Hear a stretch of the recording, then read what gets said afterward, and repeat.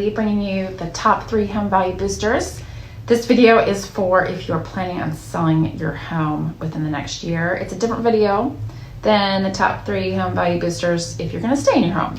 So this one is for if you're going to sell your home soon, the top 3 things you can do to improve the value and perception of your home so that you get the most amount of buyers interested.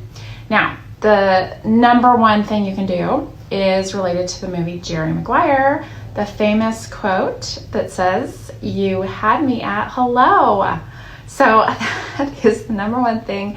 When someone is walking up to your home, how does your front porch, your curbside look? That is hugely important. It's 73% of the buying decision is your home's first impression. So you want to make sure that your front porch is power washed, sparkly clean, put some new furniture out there, put an area rug, flowers, make it look beautiful. Number 2 is paint. You want to paint every square inch of the interior. It's like a facelift. Make sure that all the baseboards and crown molding is clean. And number 3 is flooring. Make sure if you have any carpet in there at all that is more than a year old, rip it out and put new flooring, hardwood preferred, but new carpet is fine too. And that will make your home the most appealing to the most amount of buyers.